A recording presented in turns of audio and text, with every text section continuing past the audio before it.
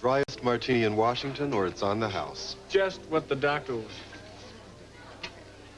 Well, wait, don't you think we should have a toast? Absolutely.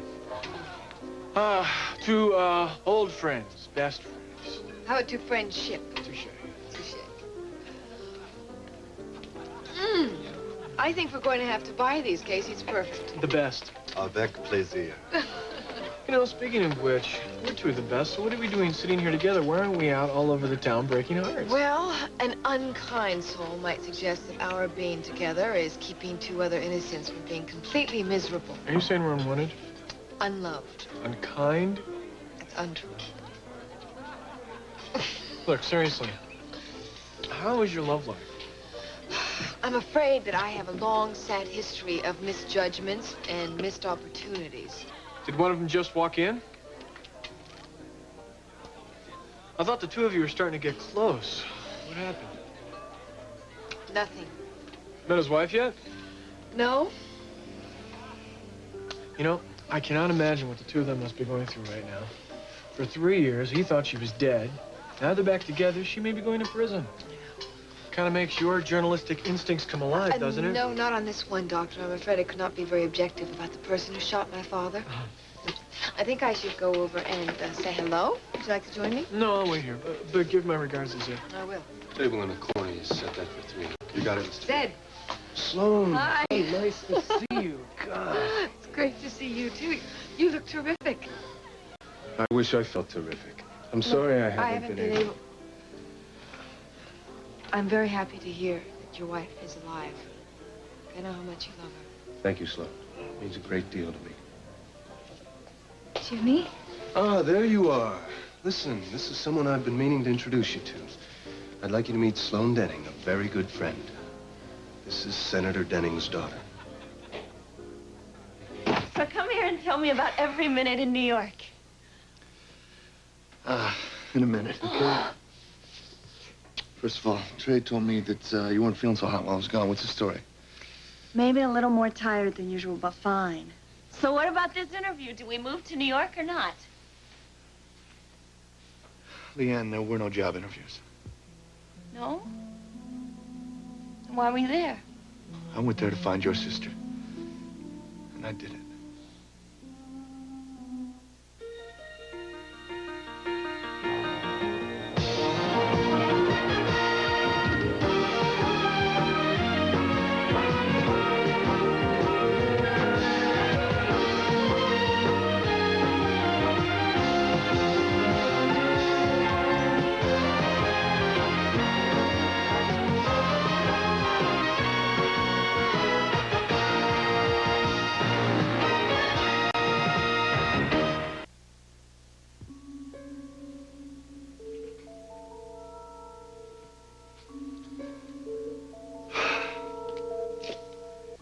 The story you told me a long time ago about your sister stuck in my mind. I managed to get open the back of the watch your grandfather gave you. I found an inscription. Your grandparents' name. So I backtracked in your family tree. It led me to a reference of your sister Kate in Footlight magazine. You said you found her. Would she talk to you? So now you know. Now you know why I lied about my family. No, why did you do it? Because I love you. Because I knew that you lied to me about your family. Because I would go anywhere. I would do anything. I would pay any price to save your life. So I can tell by the way you're acting how it came out. Exactly like I knew it would. Kate told you why she hates me. Because I murdered my parents. Look, she told me about an accident, Okay, yes. It was your trip. Go on and tell me. What did Katie say? I want to hear exactly how she put it. Don't No, do this. tell me, I want to hear. What did Kate say when you told her I was dying? Give it to me! She said, thanks for the good news.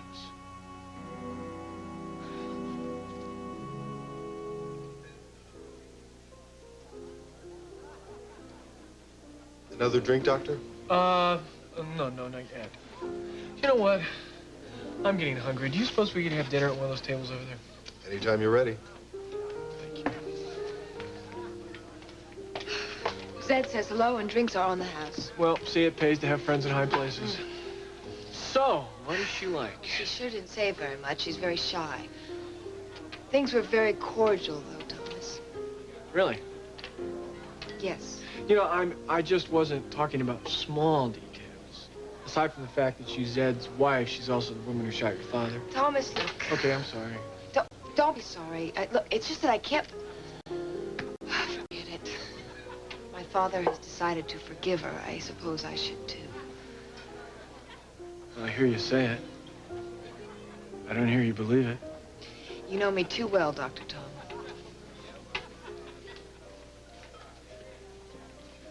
Moment of honesty? How close did you and Zed get? Not very. Not very or not close enough? What difference does it make now? I mean, his wife is back. She's very beautiful. He has loved her all his life and thought she was dead for 3 years. That is a very tough act to follow. Maybe, but ghosts are perfect. And people never are. Well, hello, Thomas. Hi, Missy. Hi, Dad. I didn't know you two were going to be here tonight. Well, Sloan's car was empty, so I jumped at the chance. Don't listen to him. He's just getting very bitter in his old age. No. I'm not getting bitter. I'm getting hungry. Okay? Yes. Look, Mark, we got a table set for us over there. Would you care to join us? Oh, I'd like that, but I'm afraid I'm going to have to take a rain check. I'm meeting Zed and his wife.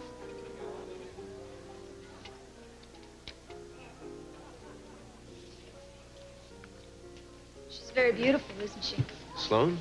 Yeah, she is. She doesn't like me. You just met her. I can tell, and I don't blame her. Have you known her long? A couple of years. She had a show called Capital Focus down at my television station. So she was an employee. I doubt that she'd put it that way. Now, we didn't see eye to eye at first. But things change. Is she very close to her father? Very. She must hate me then. I don't think she hates you. If Sloan didn't like you, you'd know it. She's not the kind of person to hide her feelings. Zed. Senator, Denny? I'm so glad you could make it. Well, thanks for inviting me. Please sit down. Senator Denning, this must seem strange, the three of us having dinner together, but I just wanted to thank you for all you did. She speaks for both of us, Senator. Well, it was a nightmare for everyone. I just hope what I said in the judge's chambers did help. And all this will be over soon for everyone.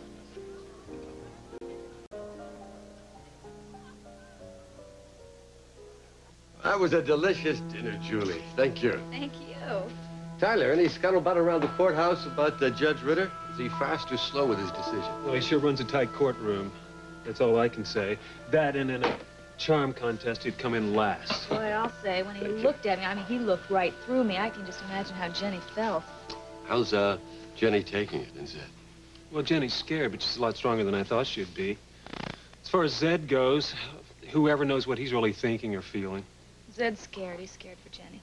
Yeah. We can see that Jenny's been sheltered all her life, but underneath all that, she's got a lot of strength. And with my son as her attorney, she doesn't have a thing to worry about, right? And I wish. You know, we all had such a great time at Clarissa's the other night. I think that when things get a little more back to normal, we should all do it again over here. What do you say? That sounds great. But I don't know if I'll be able to make it. Well, Dad, if you're worried about Wally, don't be. I think he handled things pretty well the other night. No, it's not Wally. It's your mother. We've had a parting of the ways. Wait just a minute.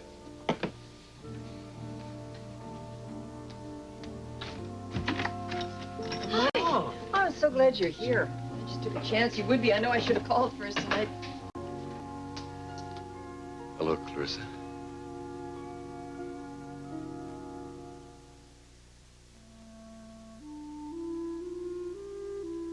I wanted to bring Baxter's grandmother's chair over for Alice, and it's in the trunk of my car. Well, let me have the keys. I'll go get it. Okay, thanks. Would you like some cognac? You look cold. No, I wanted to bring the chair over. I know I've been promising for days, and I got it in the trunk of the car, and then I kept forgetting about it. I remember that little antique rocker. I can still see you out in the yard refinishing it, putting on those old-fashioned stencils. You did a beautiful job. I was very proud of it. Then the boys outgrew it, so I put it away up in the attic. I know I'm interrupting. I'm sorry. Don't be silly. I'm glad you're here. We were just about to have some dessert. Stay and have some with us. No, I can't really. I have to go home. Hey, Julie, check this out. Mom hand-painted this herself. Allison's gonna love this. Oh, she sure will. Well, take your coat off. Sit down. I can't. I really have to go. Bye.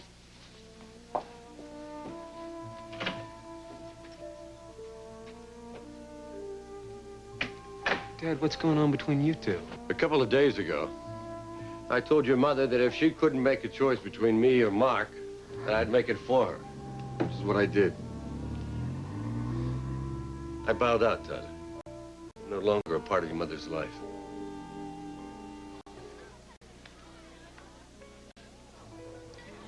It all seems so unreal that there was once a time in my life when I tried to kill a man, and now I'm sitting next to him at dinner. I'm sorry, that's why I keep staring. Don't you feel uncomfortable being with me? No, I know what happened to you. The accident, the loss of memory. You're an entirely different person than came into the Lincoln Club 4 months ago. Let's hope Tyler convinced Judge Ritter of that. Any change yet? Hmm? Since the last time you looked over there. I'm sorry. I'm a great date tonight, aren't I? Yes, you are, which makes me even sorrier that I've got a 7:45 surgery tomorrow. Oh, you lead a very tough life, Doctor. Well, speaking of tough lives, whatever happened to Sloan Denning, world-class newscaster? It's funny that you should mention it because Network has been after me to come back. But? Thomas, honestly, I cannot stand the thought of moving back to New York. I mean, having Daddy there in the house with the phone ringing all the time with some famous person calling, I'm feeling the excitement of politics again. Like, it's made me realize how much I love it here. I mean, you know that politics has always been my first love, and Washington is politics. Well, I may have a possible solution. What? Run for president. Don't think that thought has not occurred to me. Look, we're gonna have to do this again real soon, but not on a night when I have an early call the next morning, okay? Okay. Oh, there is one piece of news that I haven't told you. Trey and I have signed our final divorce papers, and I will be a free woman in 6 months. Good, it'll be time to pull out the streamers and balloons. Oh, don't tease me. I'm not. I'm dead serious. 6 months, huh? Good, I'll put that in my calendar. Give me something to look forward to. You are a very good friend, Thomas. No, you are my best friend. And that goes both ways.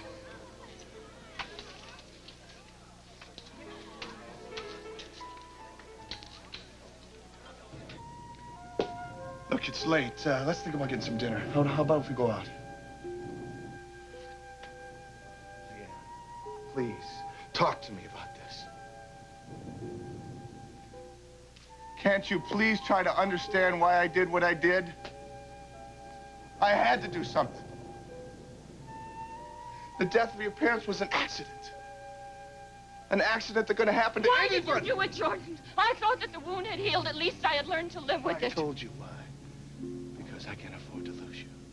Did it ever occur to you that you might lose me by betraying me too? You? You feel betrayed? Oh, great. I am the one who's been lied here. You told me you had no family, no living relatives. Why, Leanne? Why? Isn't it obvious? No, it isn't. You think I was gonna stop loving you because I found out the truth? Look at me. Look at me. You just don't trust me enough to get to know me, do you? But that is what love is all about. Two people trusting each other enough to tell them their deepest, darkest secrets. And that they'll understand. Well, that doesn't seem to matter anymore, does it? Oh, yes, it does. It matters a lot to me. Where do you think you're going? I am going out. I want to take a walk Out! alone. Out! It's cold. It's gonna rain. Be all right. I want to take a walk, and I want to be alone.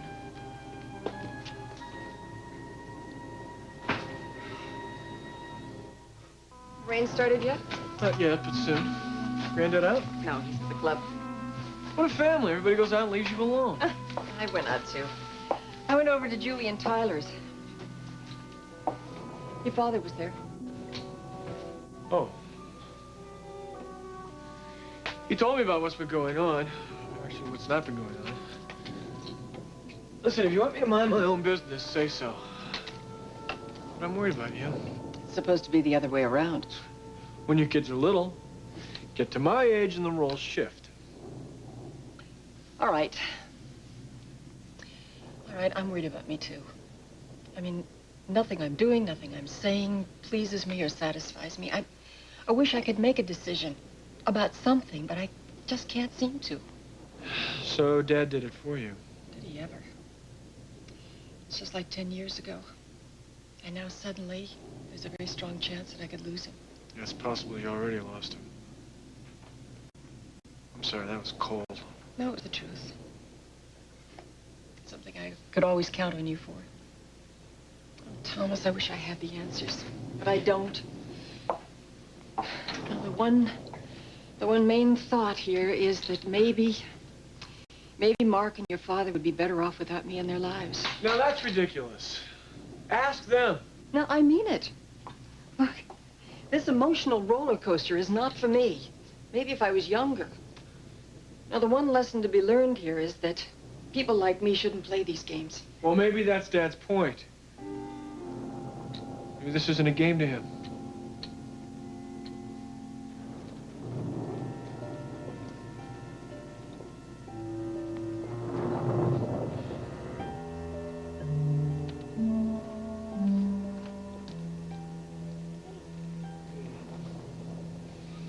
Thinking about your mom and Baxter? Oh, yeah. She's between a rock and a hard place. Well, not making a decision is a decision, you know? Yeah, I know. This is doing them all in. You know, on one hand, I think Mark would be great for Mom. And on the other hand, there's a part of me that would love to see my parents back together again. That's not exactly abnormal, honey. Yeah, I guess not. At least there's one problem I've never had. I've always known who I love. Really? Yeah, come here. Give you a few clues.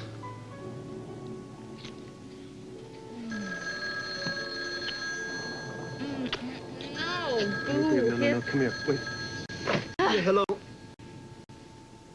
This is Tyler McCandless. Fine, thank you. Yes, sir, I'll notify my client. Good night, sir.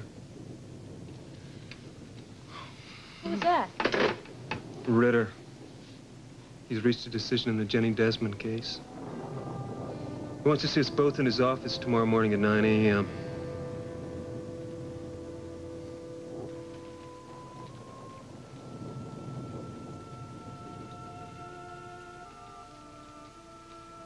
I remember when I used to come into my father's study at Moonstone and I would catch you staring out the window at the rain and I would wonder, what were you looking for? Answers. Sense of the future. No matter how bad a storm got, no matter how much rain fell, the sun always managed to come out. This will end too someday. Jimmy, I meant what I said before about the past few months. Tonight might be our last night together. If it is, I won't be sorry. It will have been worth it. And to have you here again and to have you love me and to hold me. We've been together for such a short time, but I can't imagine what it would be like without you. I can't imagine what it would be like to lie alone in a bed in some prison cell. I can't go back to that, not now. We have no choice. We have our memories, Jimmy. They can't take those away from us.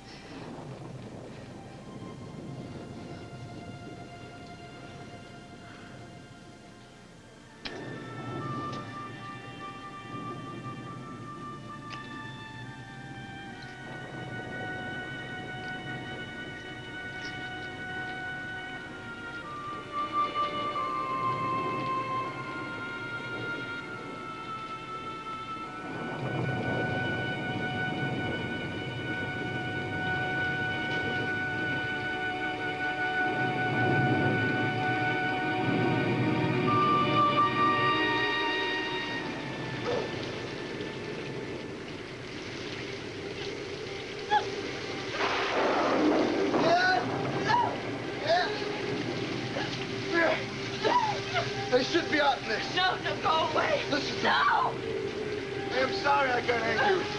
I am sorry I lied to you, but I'm not sorry I went to New York. No, Kate was right. I told my parents that I'm gonna die for it. I should die for it. No, don't ever say that. Never. Now, come on. Come on. Here.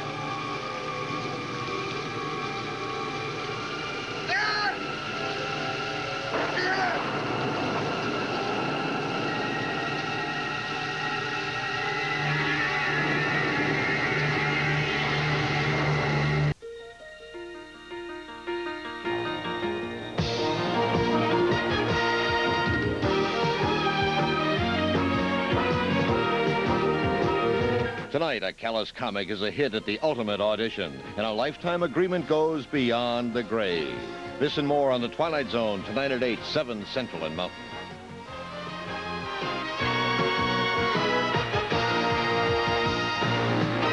Or 5. But, darling, to bury yourself here, it's madness. You're much too young to give up your own life to take care of your father, no matter how much you love him. Mother, I'm just fine.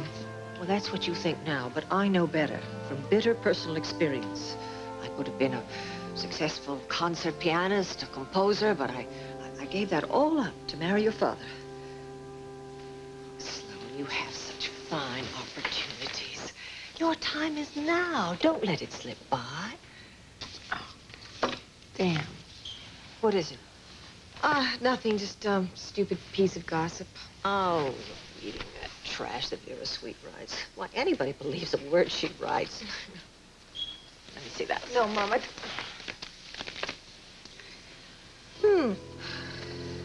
No, Vera must be slipping. Not even juicy. Just some boring party at Mario's, and who's... Most ironic entry on the guest list is the victim of Jenny Markham Desmond's failed assassination attempt, Senator Mark Denning himself, choosing to forgive and forget. On his arm, and here's the real surprise, is his once and possibly future bride-to-be, Clarissa McCandless. Wedding bells again, Senator.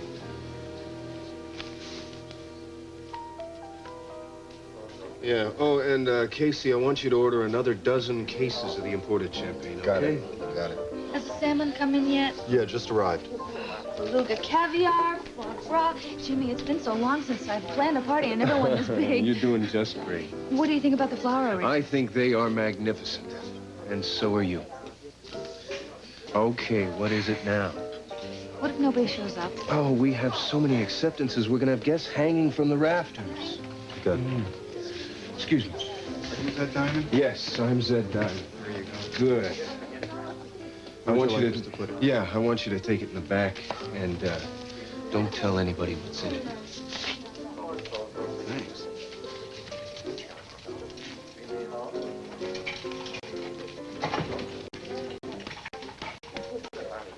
Jimmy, what is that? Well, you'll find out when the time's right.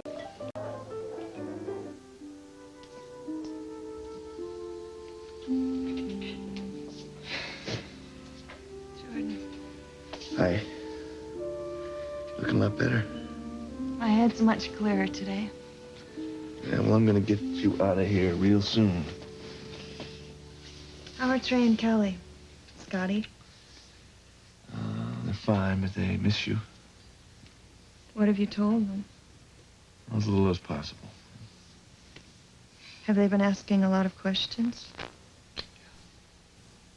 Look, I realize you're very sick. And Kelly is very worried about you. Don't you think it's time you told her? Just Kelly and not Trey? Trey knows. He guessed. When? Right before I left for New York. Let's see. Connie, I know that you're worried. You think people are going to treat you differently. But Trey knows his feelings haven't changed towards you. And Kelly's aren't either when she finds out. I can't think about this right now. Okay, if I come in? Sir Kelly, come on in. You look so much better than I expected. Yes, I'm so glad to see you.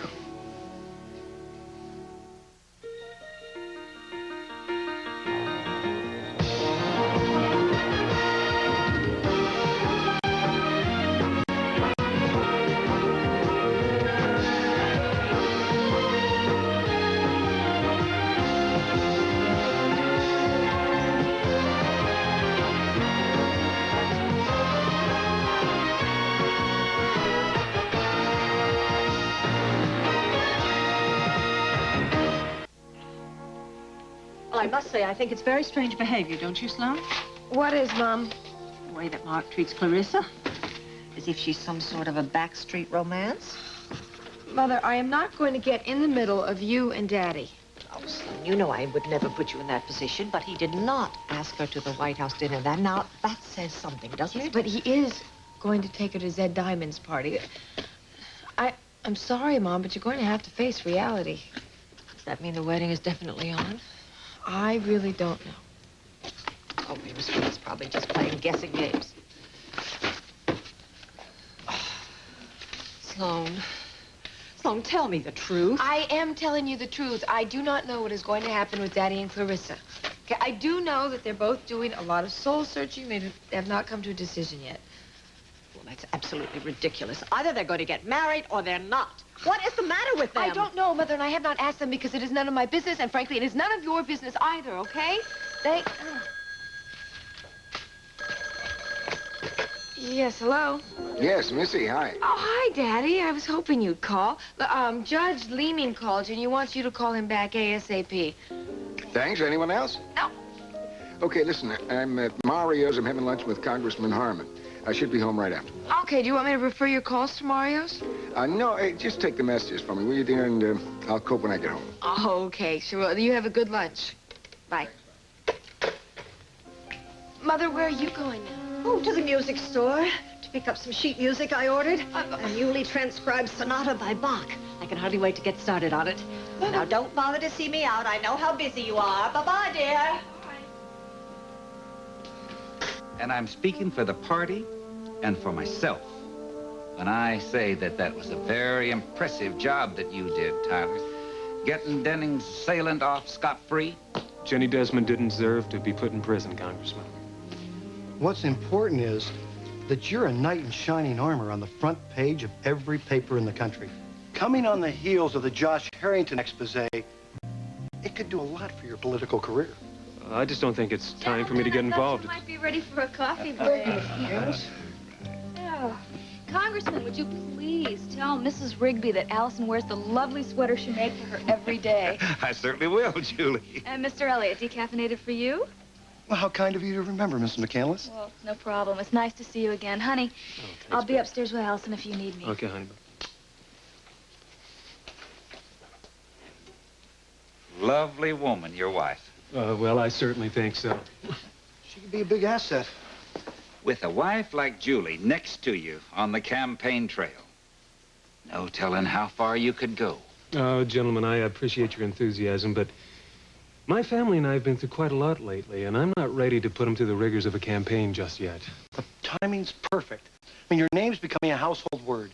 You're up, and Trey Clegg's down. With the right candidate, we can take him. And the party thinks you're the right candidate. Oh, thank you, gentlemen. I'm flattered, but, you know, if I do run, and please note I said if, I don't think it's going to be against Trey Clegg. How so? Well, I think Trey has his eye on a Senate seat right now, and with Bob in the condition... Not in a million years, He'll be lucky to hold on to what he's got. There is no way in the world that his party is going to back him in a Senate race. Not now. The public loves him. Remember, we were just saying about the right woman, how important an asset she could be in politics? Well, reverse the coin. And you've got Trey Clegg's predicament. Still, I just don't think Trey it's right. Clegg won't be elected dog catcher while he's sporting that mistress of his all over town. Well, I better leave you two ladies to your talk.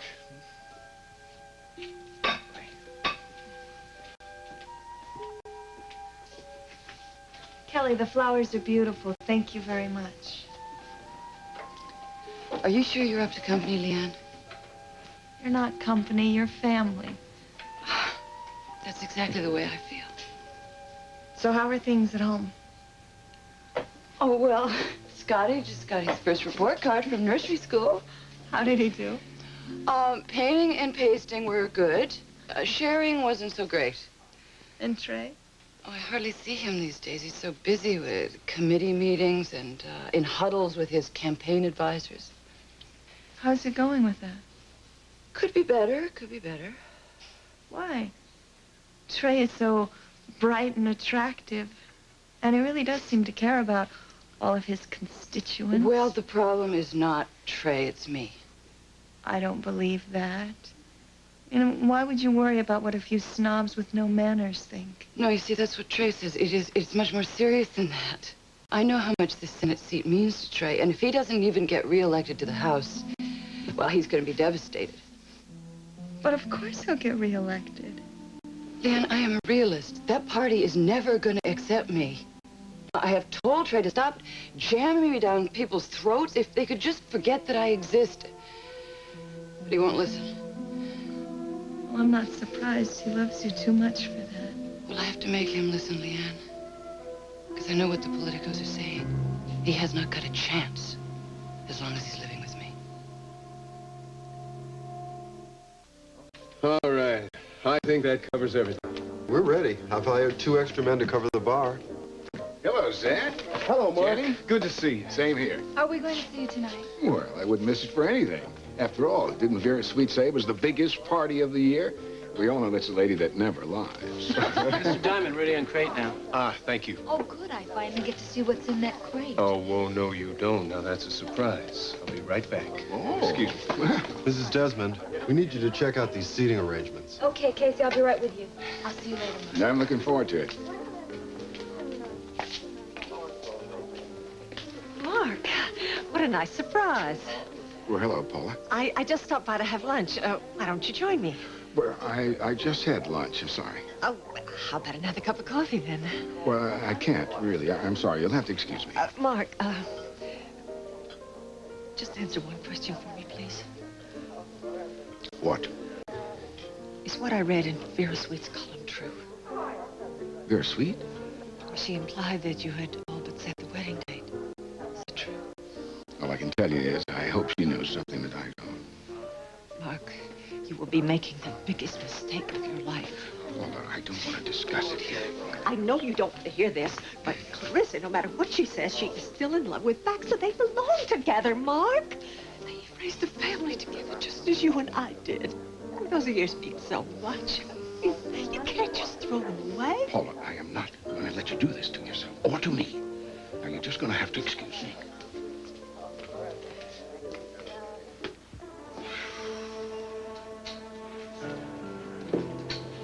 Jordy? Hi, Thomas. I've been away at a medical conference. I just heard about Leanne. How's she doing? Well, she seems fine. She's looking a lot better. I ran into Bromberg in the cafeteria. Says that her fever's down. That's a good sign. Wait a minute. You know Dr. Bromberg? Yeah. Has he told you the whole story about Leanne? Well, yeah, he knows I'm interested in Wilson's lymphoma. The experimental work that they're doing in bone marrow transplant is fantastic. Yeah, right. My last bright hope. And I understand there isn't an available donor for Leanne. That's right. I'm sorry, Jordy. I really am. Is there anything I can do? Yeah, I'll find a cure out there somewhere. Wish I could. Wait a second. You could do me a favor. Would you be inclined to review Leanne's case? Well, it won't change anything, Jordy. Bromberg's a superb diagnostician. I understand that, and she gets along with him fine, but I need someone I can talk to about it. I mean, someone I trust. You trust me? I mean, strange as that may seem, after all we've been through, including Beth. It's been a long time. People change. I know I have. Right. I'd be glad to help Jordy any way that I can. Thank you. And then Scotty said, but that's what you always do, Mommy. He's getting so smart. And you're getting so tired. No, I'm fine, really. No, I'm going to take off and let you get some rest. Kelly? What? You don't know, do you? No, what? What's the matter with me? Well, when nobody would talk to me, I was afraid it was something serious. Well, I didn't want to tell you before because I didn't want to put a burden on you. Listen, you are my friend, no matter what's wrong with you, Leanne. It's this something called Wilson's lymphoma.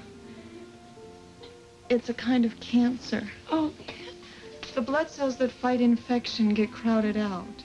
There must be something the doctors can do.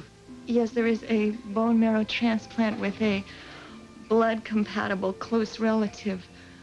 But that's not an option for me. I wanted you to know why I was getting sick all the time. Because it's not fair for me to accept your friendship and kindness and not tell you the truth. No, but you're so much better today than you were. Yes. But they say that a time is coming, and they say it may be pretty soon, when I won't be getting better at all.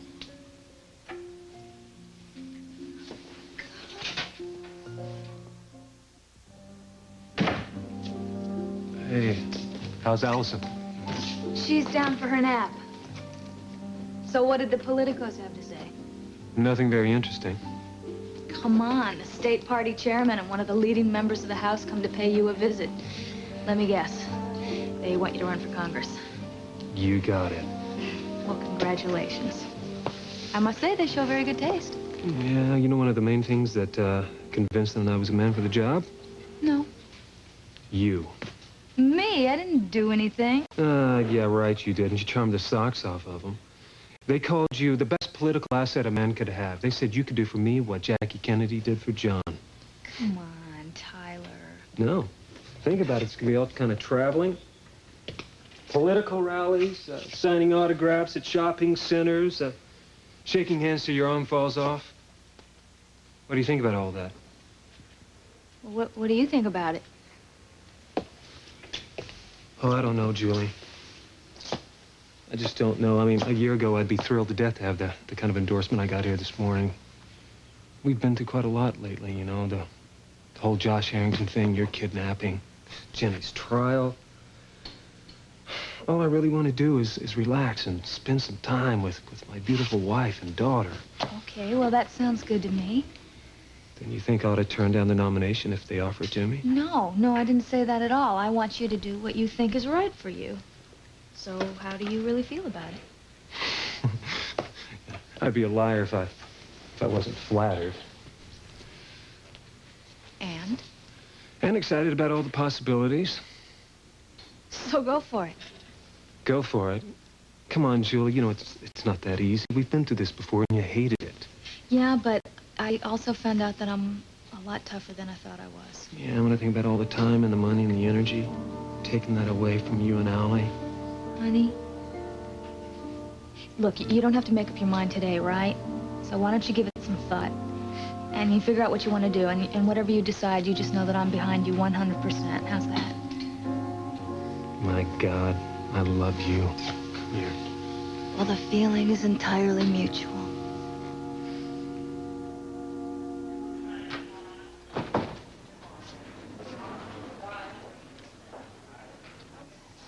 Oh, Georgie, I'm so sorry.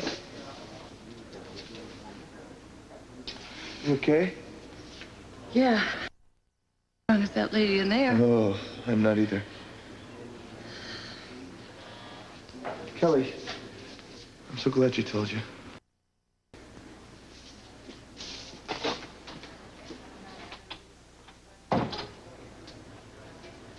I didn't know what to say to him. You did fine.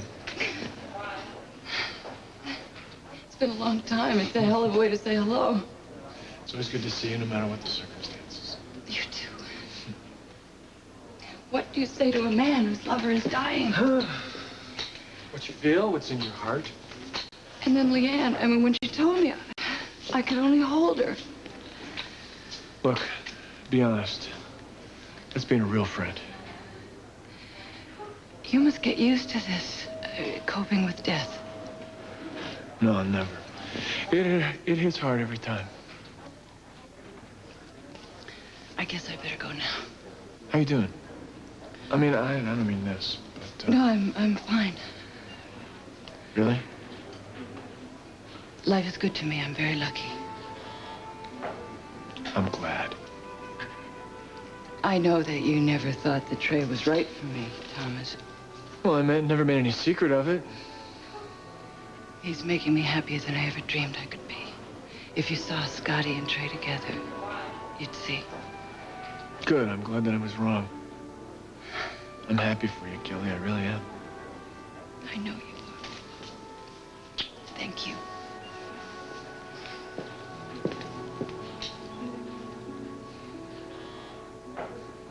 I don't know if I should have told Kelly. She was pretty shaken.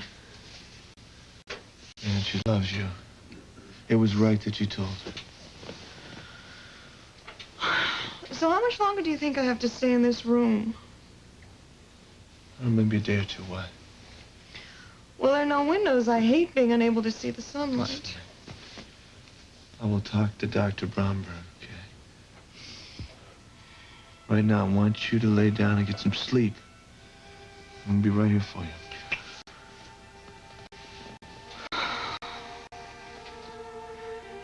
Jordan. No. We'll talk later, okay? No, I want you to promise me something. What? I don't want to die in a hospital. Don't talk like that. No, I need to talk about it. I don't want to go in a place like this with all these machines around and people I don't know. I want to go someplace just with you. If you can stand it. And then when the time comes, I'll just go to sleep.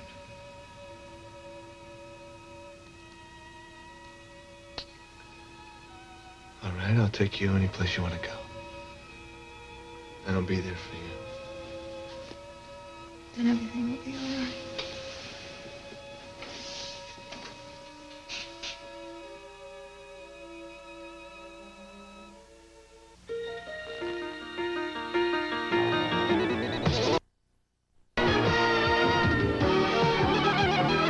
Tonight, Gary gives in to Abby, and the pieces fall in place with Peter and Jill. Knots Landing, tonight at 10, 9 Central and Mountain.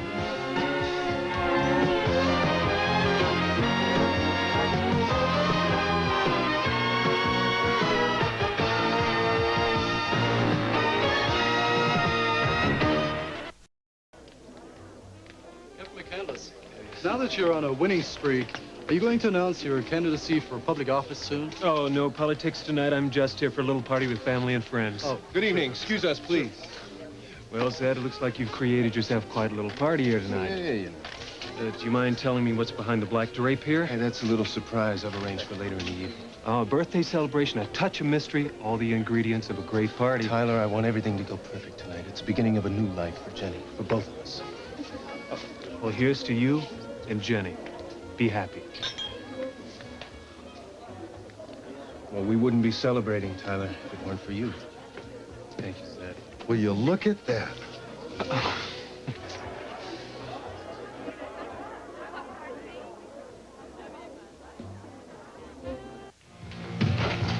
You know what your problem is? You worry too much. No, I mean it. You know, this is the kind of activity you need to take your mind off of whatever it is you have your mind on. You know exactly what, who I've got my mind on, Granddad. Wally, we both know that Brenda's a wonderful person. But you just have to accept the fact that you're no longer a part of her life. I can get that. And I can keep myself from going to see her. But you tell me something, Granddad. How do I get myself to stop loving her?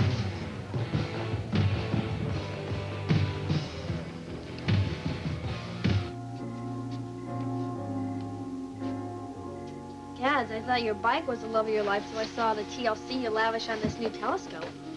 Jealous? You wish. So I thought it was super sensitive and delicate. I mean, shouldn't you keep it inside?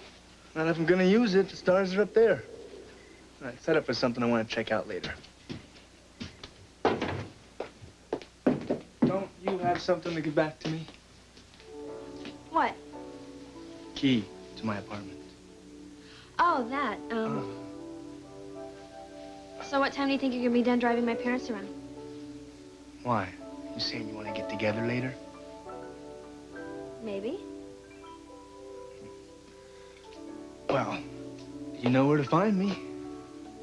And you know how to get in.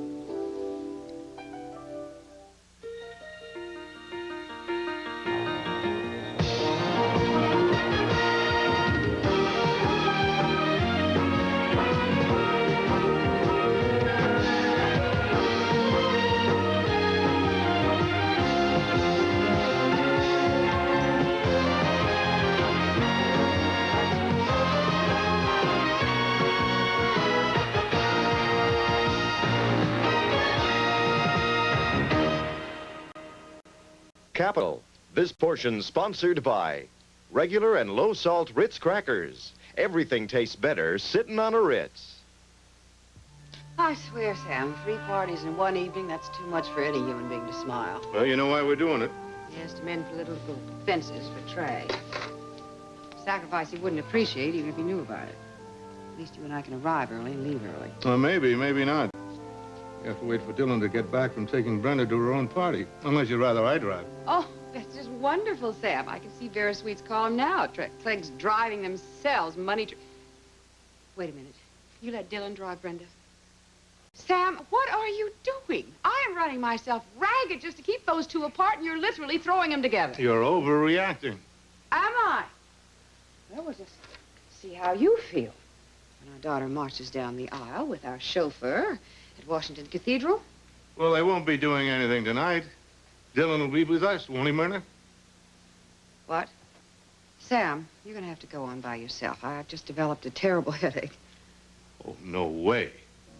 I'm not going to let your obsession with Brenda's love life control our own lives. Honestly, Sam, I feel terrible. Darling, you're just going to have to be charming for both of us.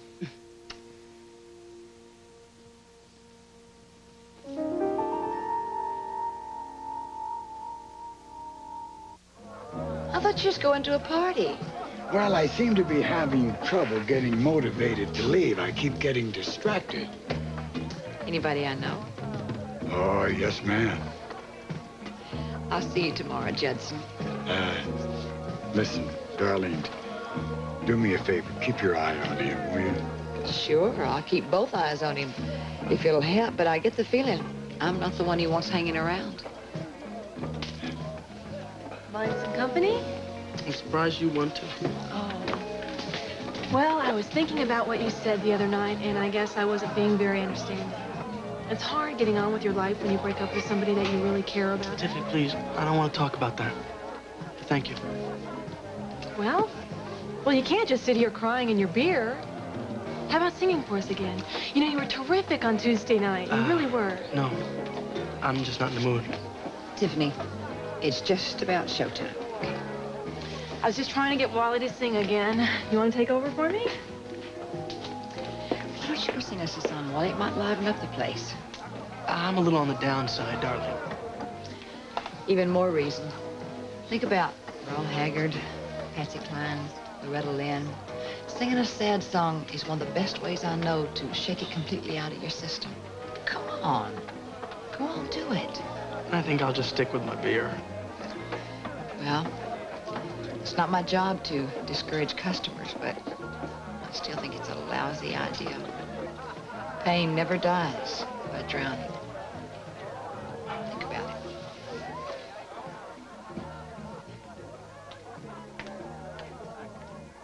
it. Thomas, how's it going?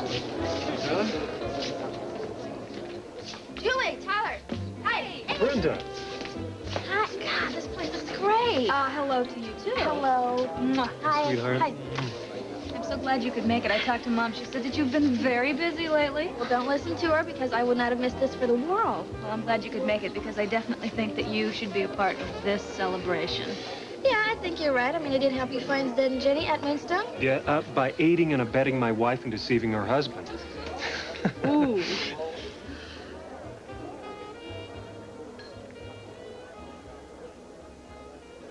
Oh, my God. She really does look like you, Julie. I mean, I saw her pictures in the newspaper, but I never thought that... You want to meet her? Yeah, I think. Come on, you'll like her. Right. Thomas. Thomas. I'm awful glad you could make it. I am so happy things have turned out so well for you and Jenny. Thank you very much. Listen, is Baxter coming? I haven't heard anything since the invitation. Well, when I talked to him this morning, he said that he didn't think he could make it. Something wrong? You haven't heard, have you? Oh, he's decided to bow out of my mother's life. Why? You know, that's a question that you can ask him.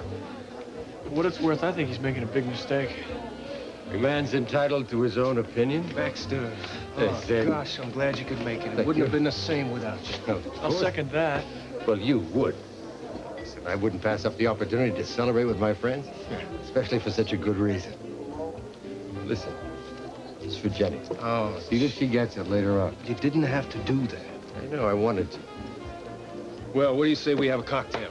Listen, I'll go get some more champagne.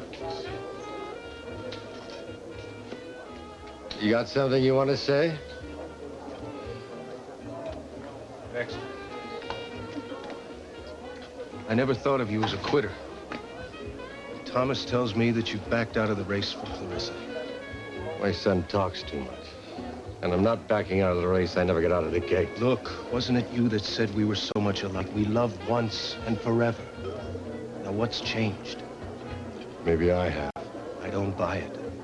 Look, Seth, the bottom line is self-preservation. It's time for me to cut my losses. Yes. Yes, I still love her. Problem is, I'm not sure that she can love me anymore. Okay? Go find Jenny.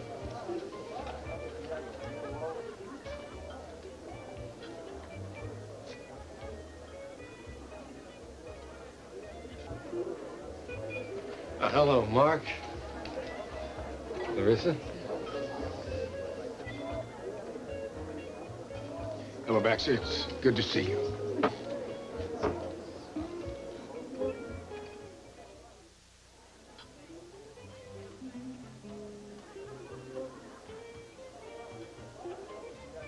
Can't believe you started this party without me. Where have you been? You left the house hours ago. Oh, need I ask, how is your mystery lady? Just fine, just fine. Johnson, don't tell me you've been holding out on us. Well, I'm old enough to have secrets, you know. Good evening, everyone. Senator, I'm so glad you could make it. Thank you, Mrs. man. McCandless, Mr. Tyler, good evening. Come on in and have some champagne. Thank you, thank you.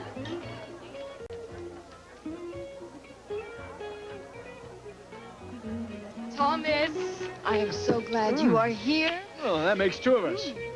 Is my father here yet? Yeah, here's Emmeline. Well, they all seem to be getting along, huh? Well, at least so far. Thomas, my father told me that your dad is like that and... Look, Sloan, please. I don't want to talk about that. At least not tonight. Okay. Thomas, is that Julie or is that Jenny? Julie, I can tell by the dress. Thomas, there you are. Hey, Brenda. Hi. You look gorgeous. Thank you. So do you. Hey, what about me? Well, look it. You can have them all to yourself. so you're still talking to me, huh? Well, of course. Just because you and Wally have broken up, you can't still be friends besides that news. Missed you too.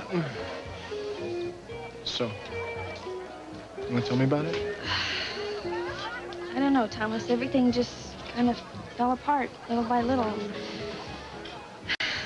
I mean, how can that happen? How can you be so crazy in love with someone for years and years and then it's just gone? Wally thinks we broke up over Dylan. Did you? No, I mean, I like Dylan and everything, but not the way Wally thinks. Wally and I just can't talk to each other anymore. I keep wanting to try and save our relationship, but I just don't know what's left to save. Sounds to me like you think it's over. I never thought I would say this, Thomas, but I guess maybe that's true.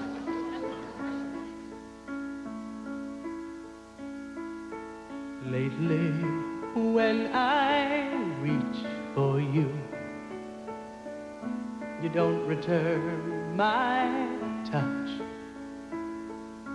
But I don't mind too much. I don't mind too much. Lately, when I call you up, your telephone just rings, but it don't mean a thing. It don't mean a thing. And lately, I've been crying, and I thought that I should tell you, 'cause you told me once you loved me, and I thought to know. And lately, I find I might stop and just stare into space and only see your face. I just see your face. And lately, I've been crying, and I never had a reason, 'cause nothing's on my mind. The tears just start to flow, and I cry without a reason. And I thought that I should tell you, 'cause you told me once you loved me.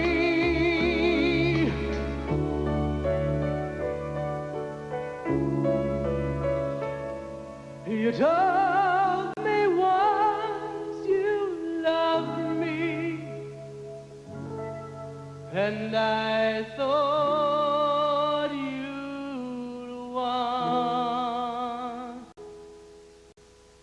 to know.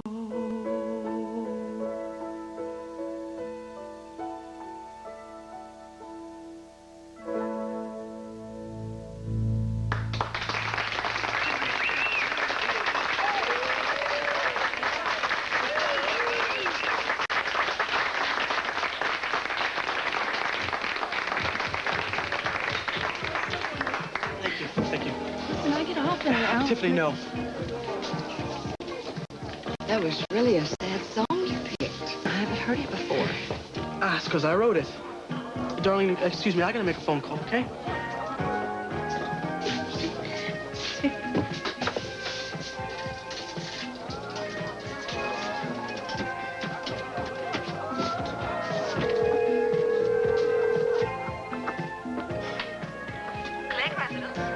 Grace, hi, this is Wally. Is Brenda there? No, I'm afraid she's not. You know where she is? Is she out with Dylan? Miss Brenda isn't here, that's all I know. Thanks very much, Grace. Who was that, Grace? Wally McCandless. Wally. He's a persistent little weasel, isn't he? Well, at least he's not in the picture anymore. Wally? Hey, Excuse me, darling. How about another treat for the bar here? I'm buying. Will there be anything else, Mrs. Clegg? No, thank you, Grace. That'll be all for this evening.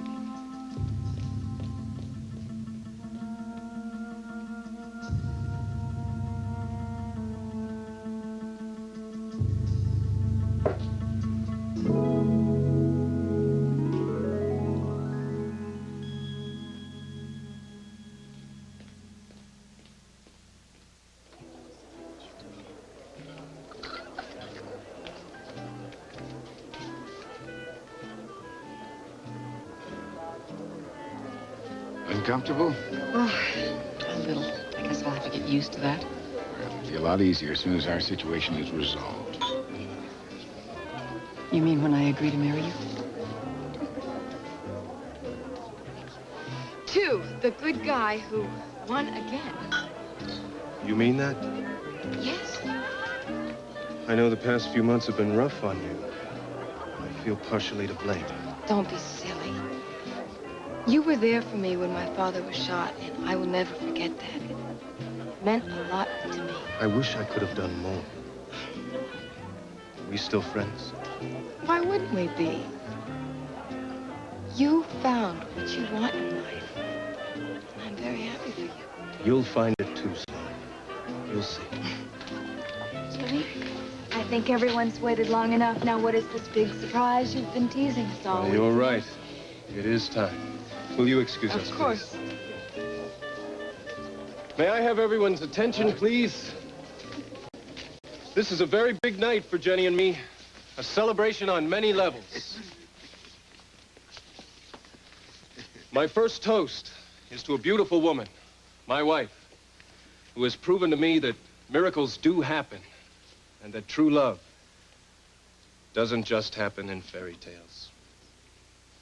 Happy birthday, Jenny.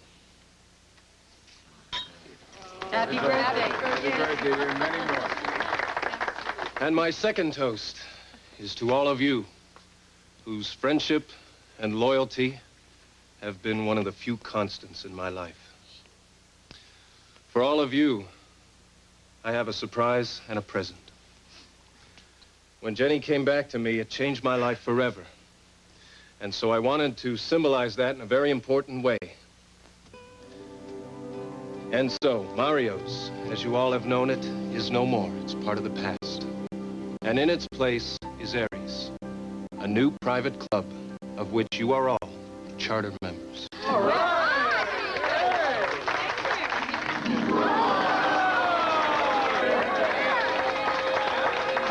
This is a new symbol of Aries, a name chosen in honor of Jenny's birthday. And so to Aries and its charter members, I'd like to make one final announcement. I don't have to tell anyone here that Jenny and I didn't have the happiest of wedding days. And I'd like to make that right. Jenny, will you marry me again? Yes, I will marry you.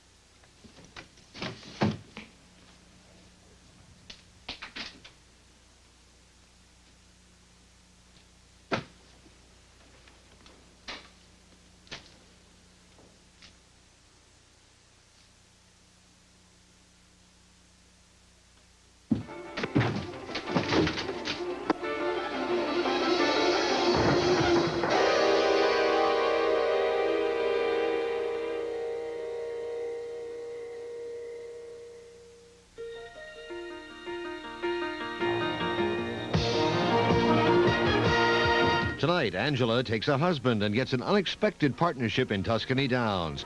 Falcon Crest, tonight at 10, 9 Central and Mountain.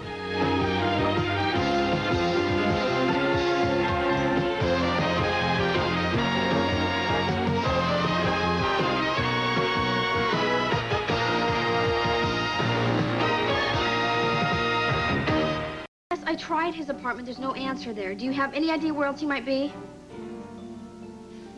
Yes, I know Corky's. I'll try there. Thank you.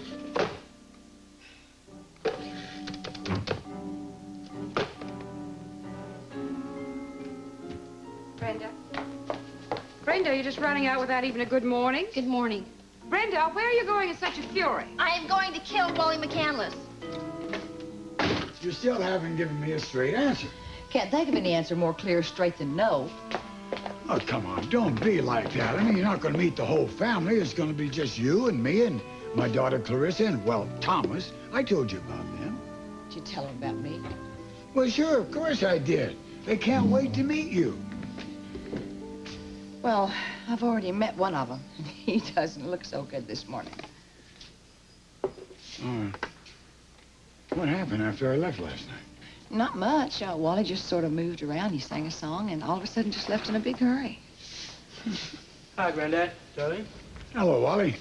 Why don't you guys have a seat and stay a while? I'll be back when I get a chance. All right.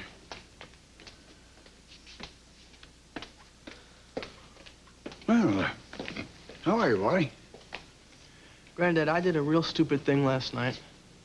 Well, I guess the morning after is a good time to assess the damage, I suppose. What can I do for you? Do you know how much a really good telescope costs?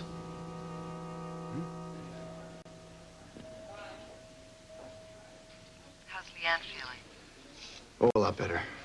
Dr. Ehrlich took a bunch of tests. He's waiting for the results. Oh, good. Listen, I'd like to drop by later this afternoon, if that's all right. Oh, are you kidding? She'd love to see you. And you're sure she's up to it? Mm-hmm. She's always up for seeing you, Kelly. Oh, that's the doorbell. I better go. I'll see you later.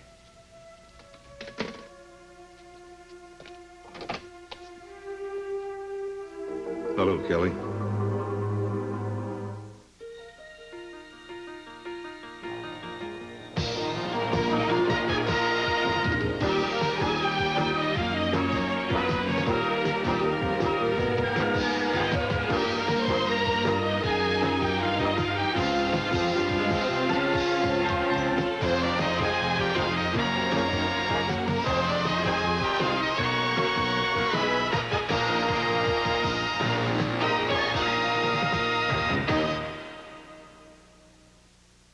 Capital.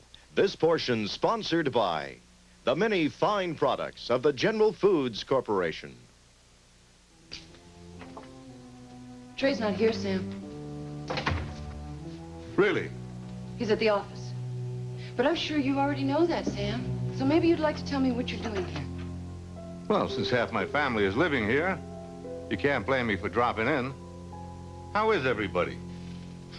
Your concern comes a little late. How are you, Kelly? You finally got what you wanted. Trey and Scotty and I are very happy. I'm sure that upsets you to hear me say that. I take it you've been reading the papers. You've become quite an item. I suppose I have you to thank for that? I want to protect Trey's career, not watch it destroyed. And I'm doing everything I can to keep the jackals away, whether you believe it or not. Or doesn't his career interest you? Oh, Sam. You of all people should know better than that. What do you want me to do, Sam? You want me to leave him? You want me to walk out on Trey? Huh? Do the noble thing? I already did that for your family once. And it was a mistake. I won't do it again. I love him. We have a child. We have a life. I will not give that up. No matter who disapproves of me. It isn't easy, is it? Holding it all together. World you come from is much different from the one Trey's always known. Too much. Is that what you came here to tell me? You already know that. You're too smart a lady not to know. Tell me I'm wrong. Tell me it doesn't bother you to be left out of conversations at parties. To be dropped out of important social and political gatherings for Trey's career. My son's become an outcast. And you're the reason. I don't want to have this discussion with you. Did you have it with Trey? My guess is you didn't. And if I know my son, he's trying his best to protect you. I want you to leave now. Why? You don't have to be afraid of me, Kelly. You have Trey. And the two of you are very happy. Or are you? Get out. I want to see my other son while I'm here. Jordy's not here right now. He and Leanne still live here, don't they? Yes, he just had to go out for a while. Something's wrong, isn't there? Jordy's fine. And Leanne? Damn it, Kelly, if something's wrong, I want to know. Leanne had to go to the hospital. Jordy's there with her now. Hi, folks. Hi there. I'll come back later if I'm interrupting. No. I was just giving Leanne a weather report. So, are you bored with living in a bunker yet? Yes. Good. Restlessness is a good sign. It takes a lot of energy to be bored. I already did my own checkup. Mm-hmm. My pulse is normal, actually a bit on the low side of normal. I had no fever last night or this morning, and my head still hurts a little, but nothing like last week.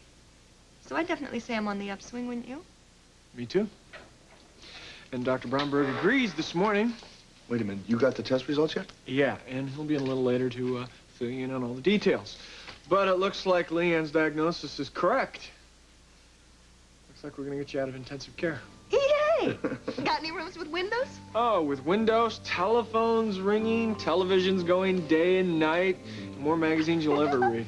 During This is great. I am now liberated and moving on to bigger and better things. It's wonderful. Guess I'll have to make all the arrangements, huh?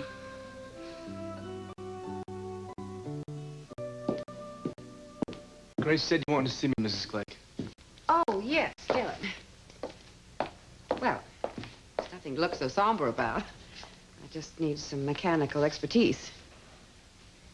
It's the whirlpool mechanism in my bathtub. What's wrong with it? Well, everything. Doesn't whirl right and sounds like a cement mixer. I don't know, Mrs. Clegg. I haven't had much experience with whirlpool mechanisms. Oh, well, I'm sure you can handle it, Dylan. You're so good with your hands. Oh, Grace is upstairs. She'll give you the details. There's no rush, Dylan, if you have something else you have to do now. No, I might as well take a look at it while I'm here. Oh, Dylan, I heard about what happened to your telescope, and I'm sorry. Brenda told me how much it meant to you, Dylan. I'm going to speak to Mr. Clegg. It's quite possible the telescope's cover under our insurance. I doubt it. Anyway, it's not your problem. Yes, it is. After all, you live on my property. The telescope is my property. I'll handle it.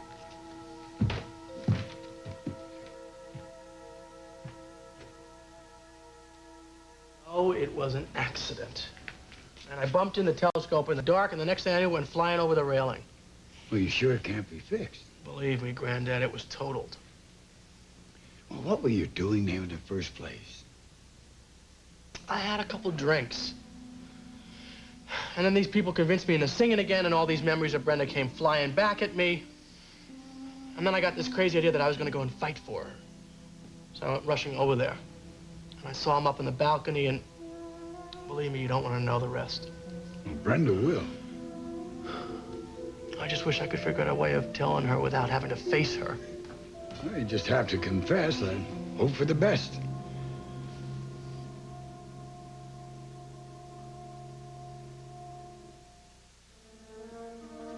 Ah, good morning, Brenda.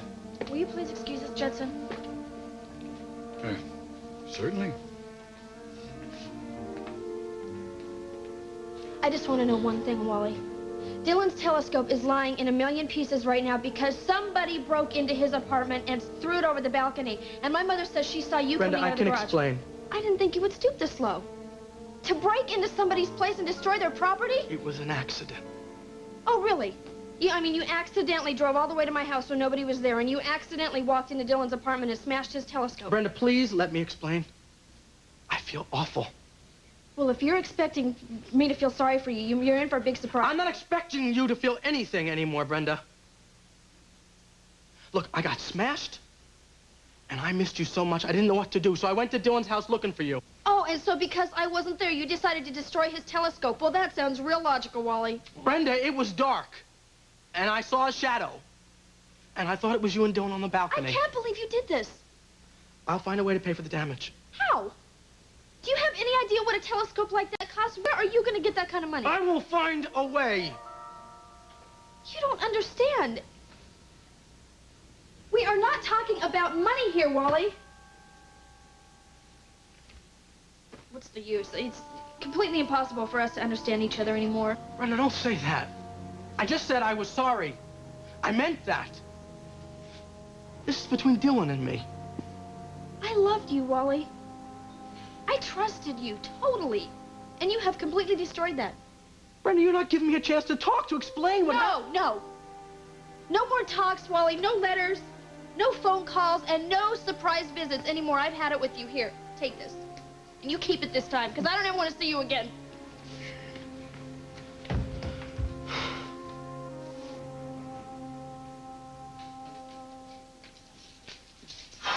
Thomas, can I talk to you for a minute? Sure.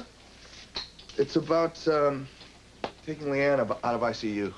Oh, we'll just go down to the business office on the second floor. They'll make all the arrangements for you. Oh, wait a second. Are there any,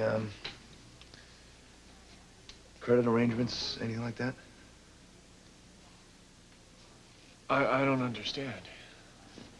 Well, I know this may be hard to believe, certainly coming from Jody Clegg, but I have absolutely no money, and Leanne doesn't have any health insurance. Well, why don't you ask your family for some help? No. I have to take care of this myself. Oh, well, then I don't know what to suggest, Jordy. Other than putting Leanne in a semi-private room, that'd be less expensive. I can't do that, Thomas. Well, why not? The medical care is just as good. I know that, but we're not talking about care. I mean, she's dying. And I don't know how much longer she's got to live. I want her life to be the best that I can make it. I want her to have peace and quiet. I want her room to be filled with sunshine. I mean, it's tearing her up that she can't even see the sunlight. And I can't afford a room with a window. I'll see what I can do, Jordy. Hopefully there's a semi-private room available with a bed near a window. But even that's going to cost you. You're going to have to solve this money problem sooner or later. Yeah, I know.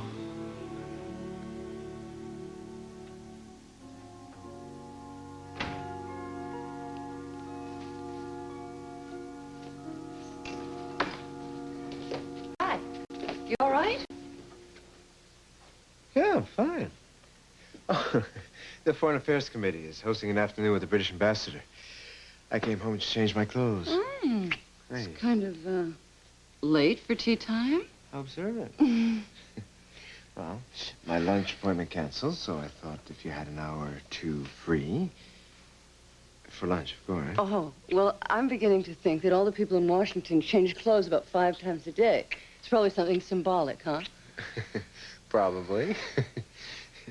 But that's why we live out here, to get away from it all from time to time.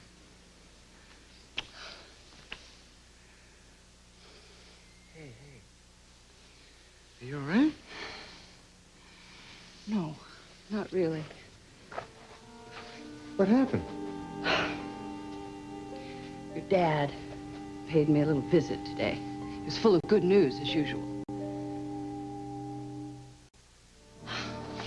I don't suppose I have to tell you what Sam had to say. He doesn't like what he's reading in the papers. He had no business coming here when I was at home. He's right, though. I am a political liability to you. Everybody seems to be able to face that fact but you. Kelly, we've had this conversation a million times. Please, leave it alone. Don't brush me off like that, Trey. You are not the only one affected here. What do you want me to do? Let me stay in the background where I belong.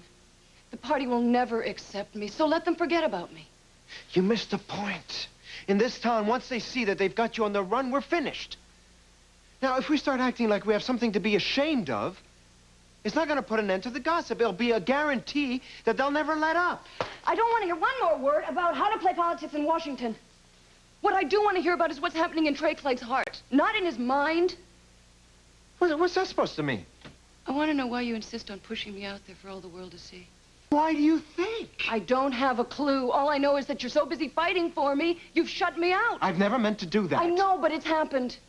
What are you trying to prove? Kelly, the people who think that you are a political liability to me are a bunch of small-minded hypocrites. Oh, No, wait. You asked a question, and I'm going to answer it. I'm going to prove them wrong.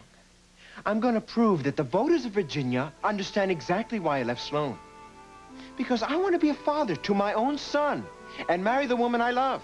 And I'm going to prove to them that you're not only the right person, the right woman for me personally, but you're also the right woman for me politically.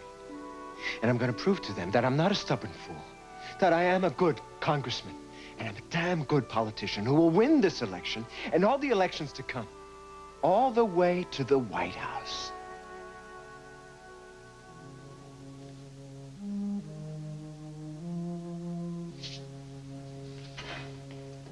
I'm gonna get going. Where are you heading? Nowhere I shouldn't be, don't worry.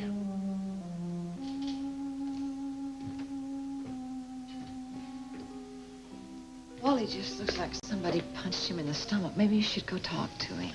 I did. But right now, I want to finish talking with you. Only today is kind of like trying to get a butterfly to light somewhere for a little while. Well, you know what they say. You're supposed to just sit quietly and wait for the butterfly to come to you. Oh. Well, maybe I'm just dense. Maybe I should have taken a hint. What hint? Well, a man invites a woman to his home for dinner and to meet his family, and she says no. It seems to me like she's lost interest since the last dance. Now, don't go putting words in my mouth. You've got it all wrong. Oh, well, you tell me how. Well, I'm not gonna go waltzing into your living room and get the once-over from people who take one look at me and know that I'm not good enough for you. Oh, you just insulted me. You think I'd raise a bunch of snobs like that and then go on living with them? Holy smokes, I can't say one word to you today without you twisting it around. I'm telling you, I know families, and I'm not taking any chances on losing the best thing that ever happened to me in a long time.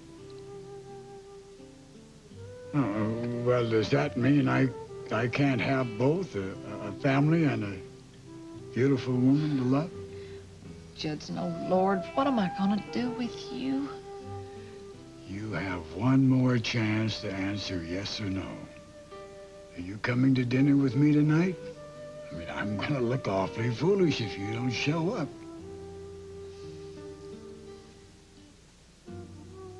Oh, okay, you win. Hi, that's great.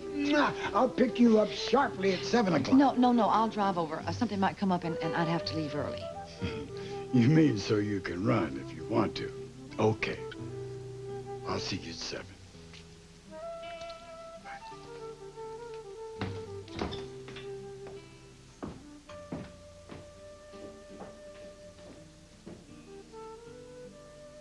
I ought to have my head examined.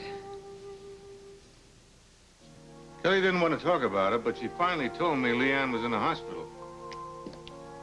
Well, people go to the hospital for all sorts of crazy reasons these days, Sam. Flu, x-rays, plastic surgery. I got the feeling from Kelly it's serious. Oh, from Kelly Harper. Well, there is a mountain of medical information. Well, I think we should go to the hospital and see for ourselves. Sam, I can't possibly go today. Neither can you. You have appointments all afternoon. You mean you're not the least bit concerned that the woman Geordie loves may be very sick? Sam, honestly, I think you're making far too much out of this. If it were really serious, Geordie would call. I very much doubt that he would. Thanks to you. That's right, Sam. Just blame me for all of it.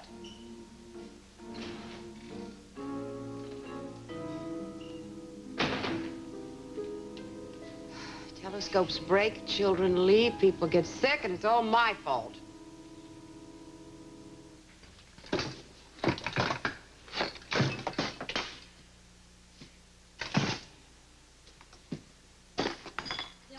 What? I just found out something that maybe you should know about your telescope.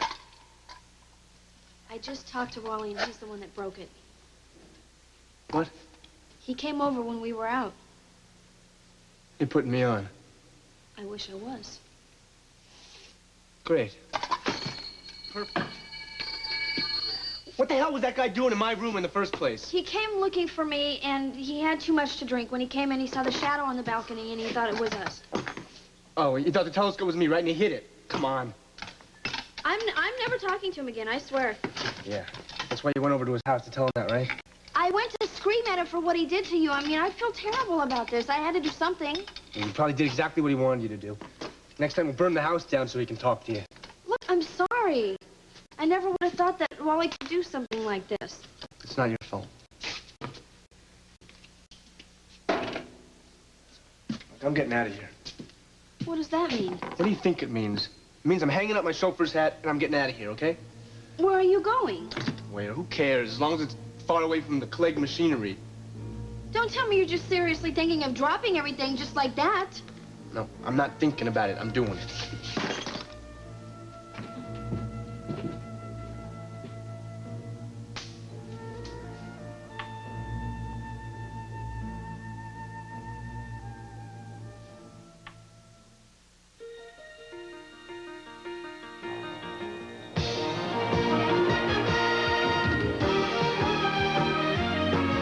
Tonight, McCall enters the picture when a reporter sees too much and her story could cost her her life.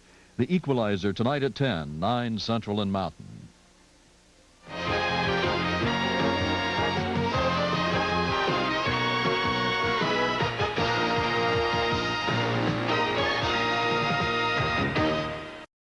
Still working on that tie, Dad?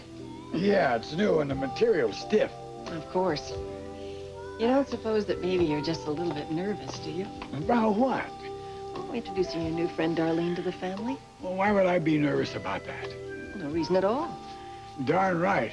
You know, Darlene's got so much personality that if she were to bottle it, she'd be a very rich woman. I'm really looking forward to meeting her, you know that? You're gonna love her. You're all gonna love her.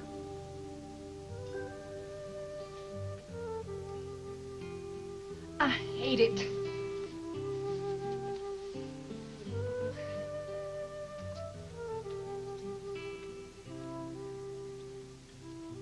Oh, that one's just as bad. What am I gonna do? Let's see. Judson, honey, that flu that's been going around. Now, Darlene, you are a grown woman. Stop acting like a schoolgirl. Anyway, Judson said they were nice people, and if they don't like you the way you are...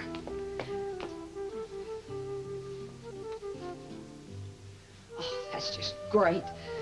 Now I look like a $2 bar girl. They're gonna think Judson's gone blind and crazy. Dylan, please, you can't leave. Why not? You can't just walk away because of some bad luck. Watch me. Look, this whole thing was a mistake to begin with. I should never have taken this job. I thought you loved working around cars. I can work around cars all day without being your mother's chauffeur. Oh, all right. So I'll talk to her. I'll tell her she has to get somebody else. No, you won't. I'm leaving, Brenda. You're not being reasonable. You're upset about your telescope, Dylan. I don't blame you. That's a horrible thing to have happen, but you can't just quit. I'm doing what's right for me, okay? Grace, can you tell Mrs. Clegg I need to see her right away? I'll tell her.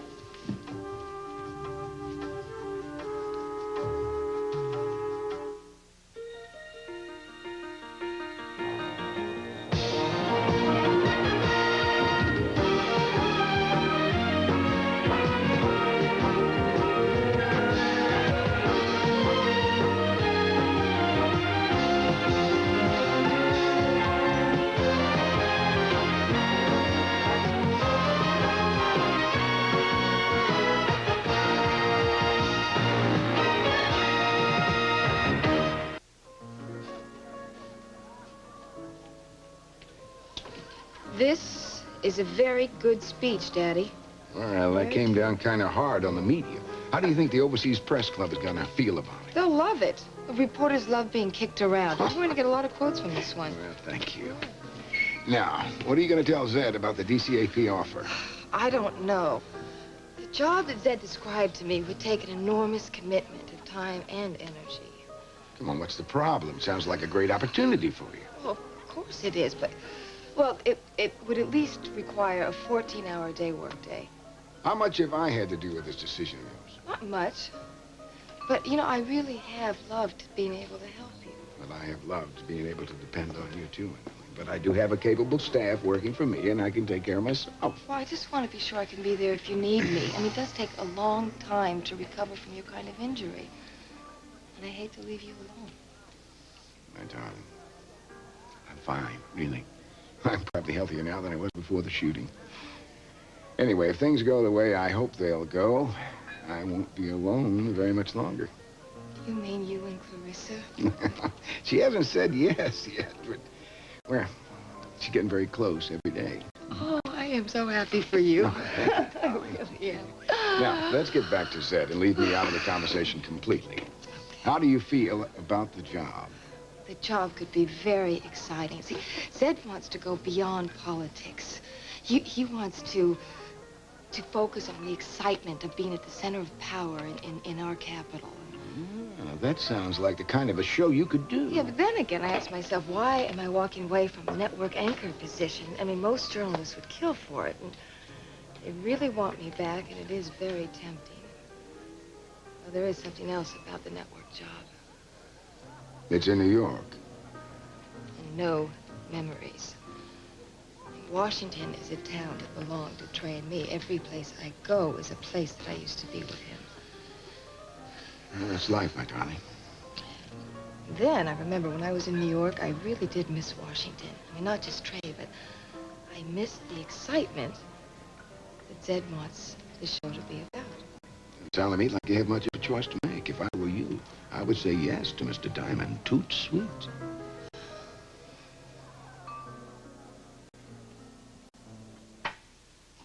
I'm sorry, Thomas, but I just can't get past all those years when your father could have been a part of our lives and he chose not to be. And it was his choice, not mine. Would you open this, please? Sure, Mom, we know the reason for his decision. The plane crash, his physical condition. Oh, Thomas, I know all that. I just feel that he didn't trust me enough to come back, let me be a part of that decision. Aside from all of that, you know, all those years I spent alone, Mark was a tower of strength for me and for all of us. And Mark was always there when we needed him. Well, Mom, no question, Mark is a great guy. Well, then what are we talking about? Feelings?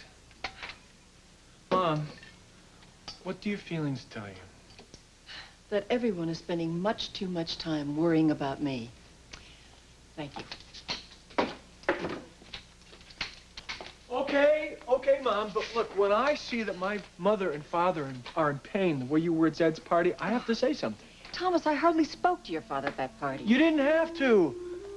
The connection was there. It was obvious that you were both hurting a lot. He says as far as he's concerned, it is over between us.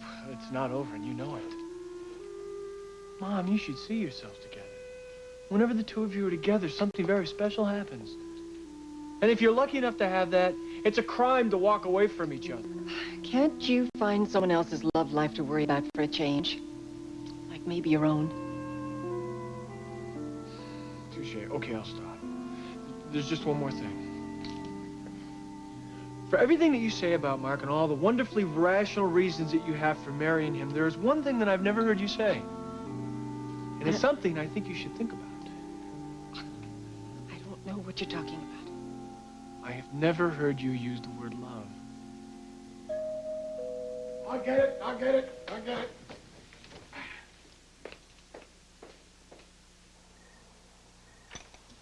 Hi, Judson. Am I too early? You look wonderful. No, come right in. You're right on time.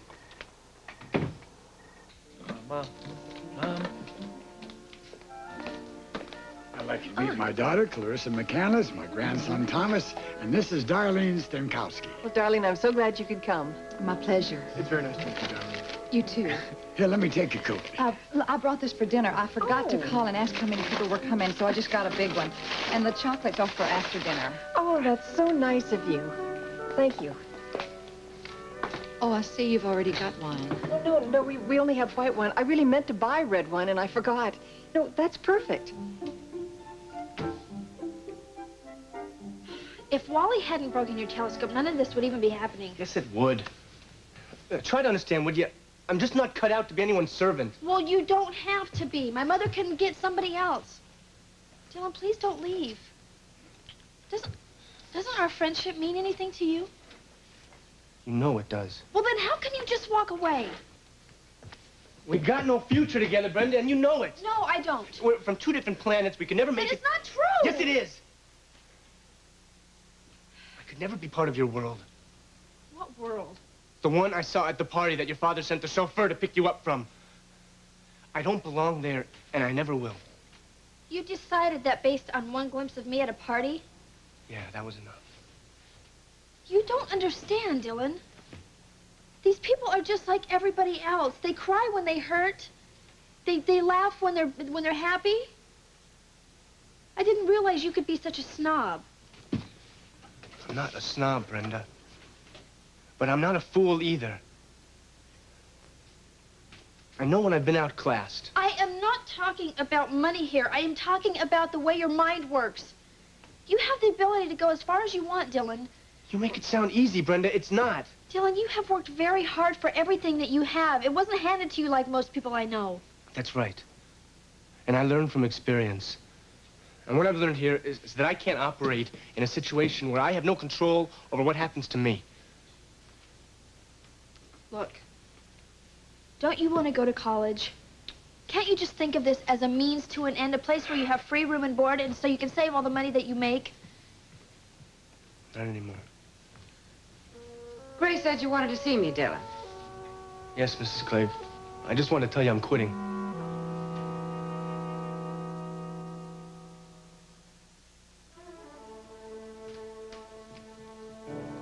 Now, Dylan, let's you and I talk about this rationally and unemotionally.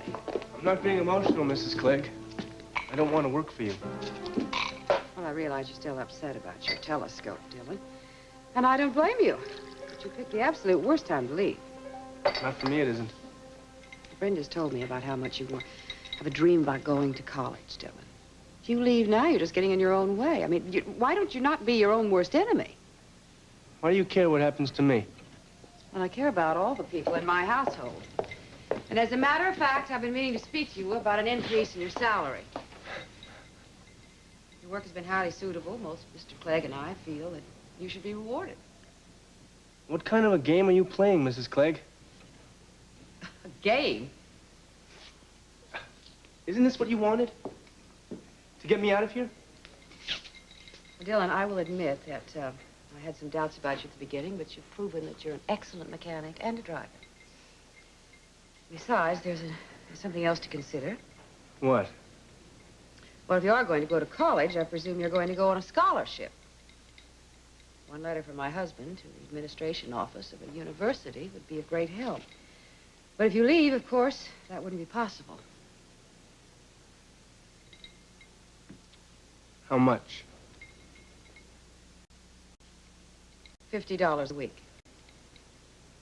Well, I'll have to think about it. Well, you will at least be around for the weekend, won't you? Okay. Good, that you can finish fixing my whirlpool. I really need it. Good night, Dylan. Good night, Mrs. Clegg. $50 indeed.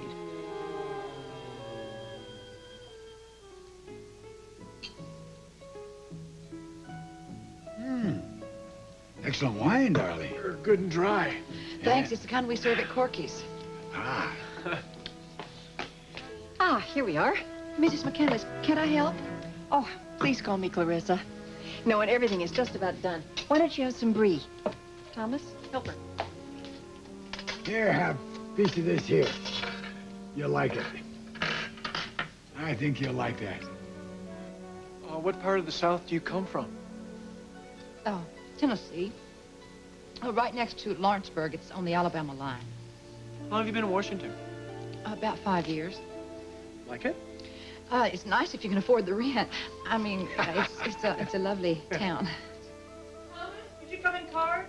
Sure, Mom. In this family, the surgeon always carves. I feel terrible sitting here doing nothing. Oh, no, relax. It's all taken care of. They hate me. What? I can tell. I don't know how to act. I don't know what to do. Come on now, just be yourself. Okay, everybody. Dinner's served. Yeah, we'll go in.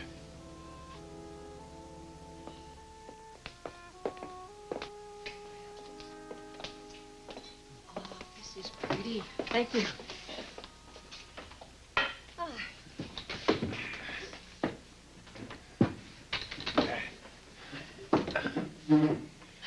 So this Well, is Mom's. I hope you like lamb.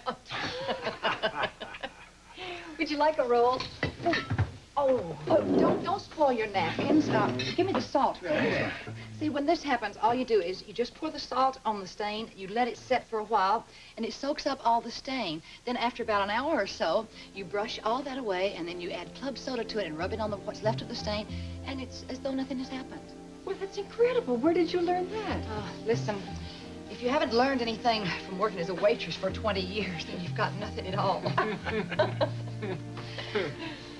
Oh, hey, I forgot the most important thing.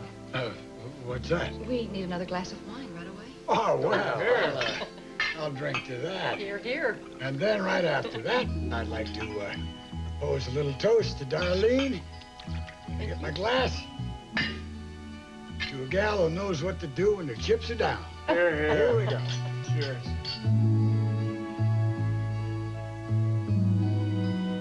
It'll be your show to shape in whatever way you want. Your view of Washington.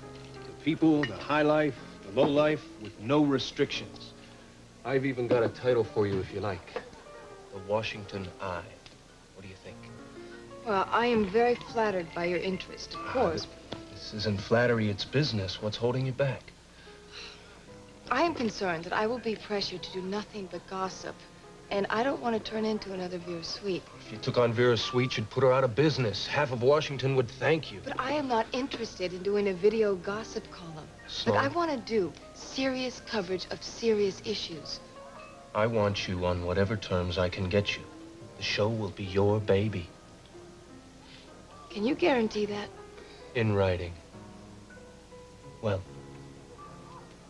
I need to think about this. what's the problem? Is it Trey? Can't you work in the same city with him? You're still hung up on him, aren't you? Hey, listen to me, and this is your friend talking. Trey gave you a lot of grief while you were married to him. Why let him go on doing that? He's not doing anything to me now. I have my own life. Then he should have no influence over your decisions. You're too special to sell out over Trey. I don't think that I'm selling out. Sure you have. Sloan, you were born for this show. You're Washington to the core. You know this city. You know how it works, and everyone in it. Everyone important. You're a crack journalist and a strong personality. You put these things together, and we've got one of the hottest news shows in the country. Come on, what do you say?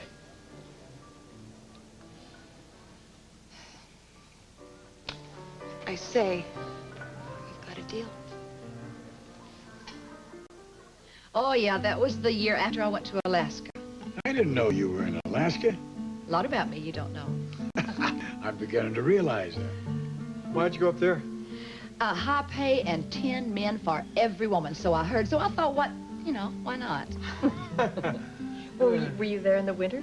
Oh, the word winter doesn't begin to describe what happens up there. Colder than heck. But the money's good. And, I met this old prospector, and he used to give me gold nuggets for tips. Then there was this old fisherman. He was madly in love with me. And he, for Valentine's Day, sent me a 65-pound tuna. Of course, he didn't pay the freight, so it cost me $28. After that, I hitched my way back to the States. Well, don't stop now. Oh, come on. I've talked your ears off. And anyway, it's getting late, and I need my beauty sleep. I'll get you cooked. Dinner was great, and I had a wonderful time. Well, so did we. I hope you're going to come back soon. I hope so. Your father's really something else.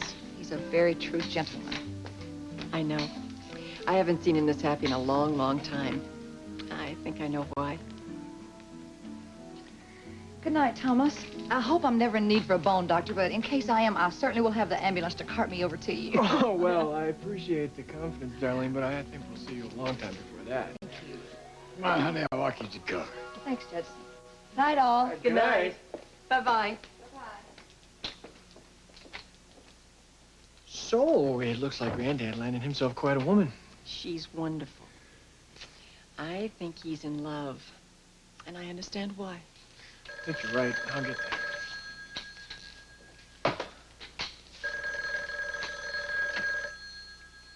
Hello? Oh, hello, Thomas. Is your mother there? Sure, just a minute. Mom, it's Mark.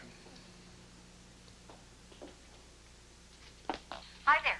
Hello, lady. How'd your dinner go? Oh, wonderfully.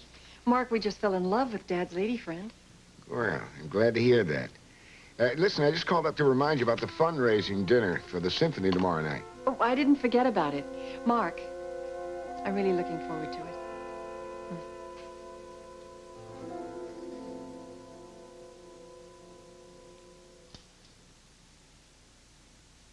What are you doing?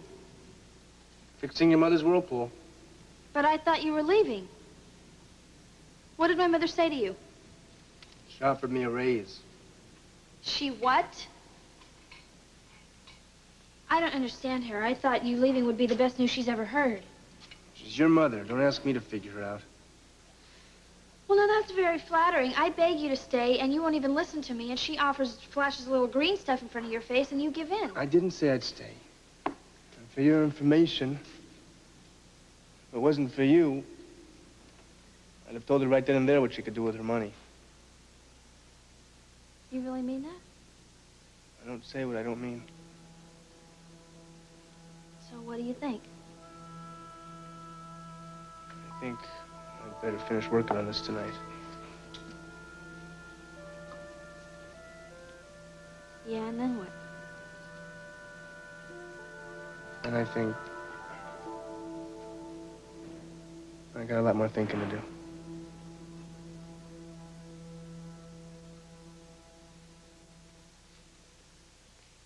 Wouldn't that buy me again?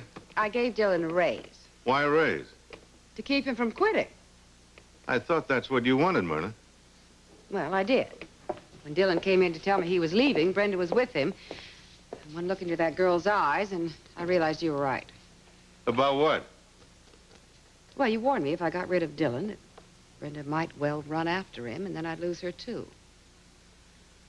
So I decided it was better to let him stay. That way we can keep an eye on both of them. What are you up to this time, Myrna? Oh, honestly, Sam, I can't make the simplest gesture without everyone accusing me of some ulterior motive.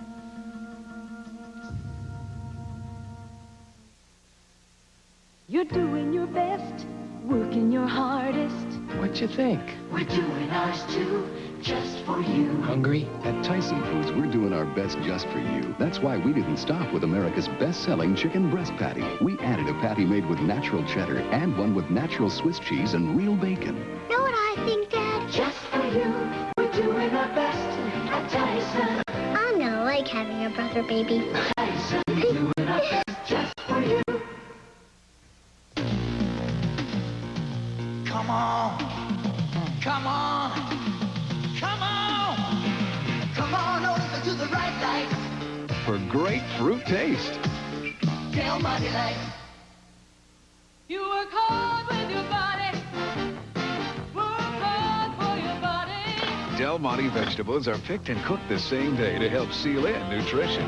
So you better treat it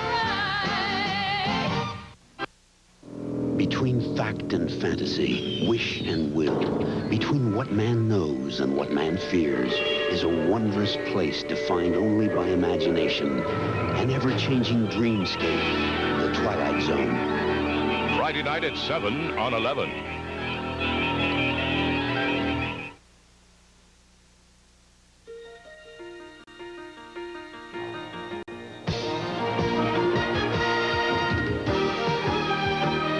Tonight, a courageous lawyer questions why an innocent man was killed. Richard Crenna stars in A Case of Deadly Force. Tonight at 9, 8 Central and Mountain.